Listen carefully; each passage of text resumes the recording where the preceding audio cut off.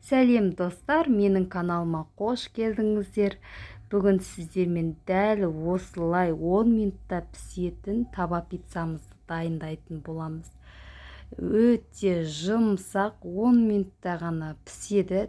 Түскі асқа не болмаса таңғы асқа үйдегілеріңізге дайындап беріп қуантсаңыздар болады.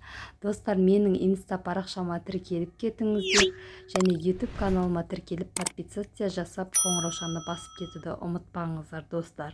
Енді пиццамызға керекті ингредиенттер: бірінші осылай сливочный сырымыз және чесночок колбасамыз, 2 помидор, кетчуп, майонез және 4 чесногымыз керек болады. Барлығын осылай турап алдым достар. Енді соусымызға осындай кетчуп пен майонезімізді ашып салып аламыз. Осылай екеуінде бірдей қылып құйып аламыз бір ыдысқа.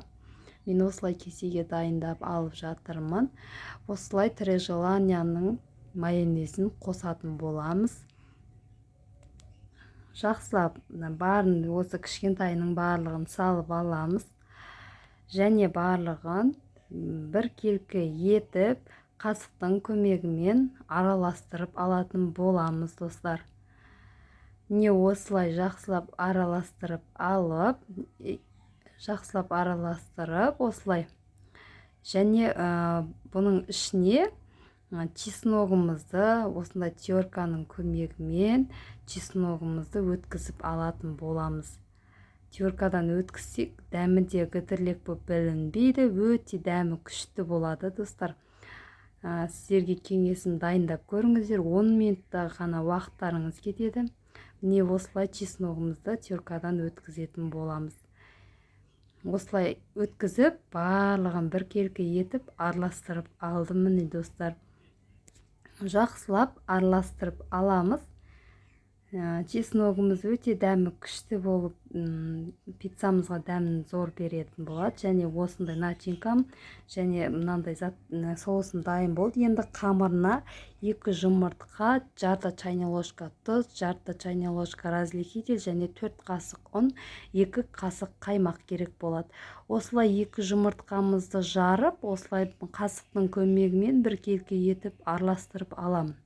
Және бұған жарты чайный ложка тұзымды салып, міне осылай салып, тұзымды деп біраз араластырып аламын. Осылай араластырып алып, енді разрыхителімді, жарты чайный ложка разрыхителімді салып, оны да араластырып аламыз. Осылай жақсылап араластырып алып, енді қаймақ саламыз. Қаймақтың магазиндегі не болмаса домашний ол маңызды емес. Қаймақ болса болғаны. Мен үйдегі домашний қаймағымыздан дайындап жатырмын. Енді 2-3 қасық осындай қаймағымызды салып алатын боламыз. Менің қаймағым сәл сұйықтау болғаннан кейін 3 қасықтай, 4 қасықтай сала беремін достар. Сіздерде магазин қаймағы болса 2 ғана қасық салсаңыздар жеткілікті. Және осылай барлығын біркелкі етіп араластырып аламыз.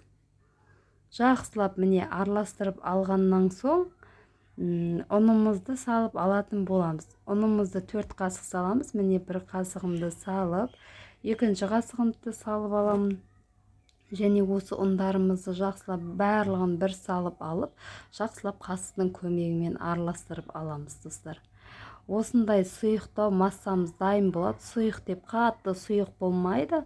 Нормальный қамыр болып шығу үшін осындай қылып, міне қазір менің қамырымды міне осындай болып шығады. Қамырларыңыз міне кішкентай ғана болады, өзі табаға салғасын өзі жайылып көтерілетін болады. Міне қызып тұрған табамызға осылай немізді құйып алатын боламын. Дайындаған массамды осылай бетіне майда тесіктер пайда болады. Және осылай пайда болып, бетін теріс қаратып аударамыз. Және енді бетіне осы дайындаған соусымызды помидорымызды алып, помидорымызды және колбасамызды салып аламын. Осылай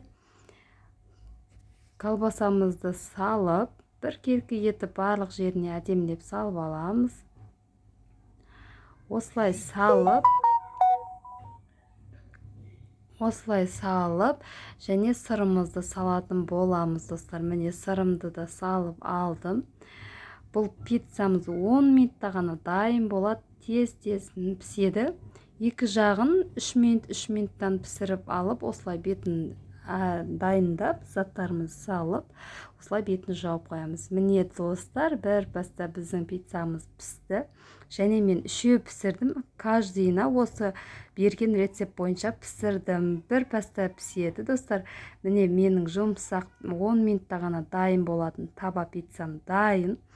Ұнаса жасап көріңіздер. Жұмсақ, өте тамаша. Үйдегілеріңізге ұнауы сөзсіз.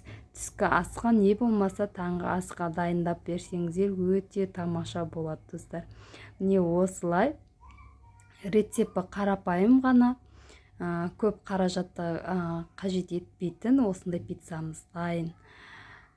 Істеп жасап жеп көріңіздер. Менің арнама тіркеліп қоңыраушаны басып кетуді ұмытпаңыздар. Сіздермен болған Алмагүл.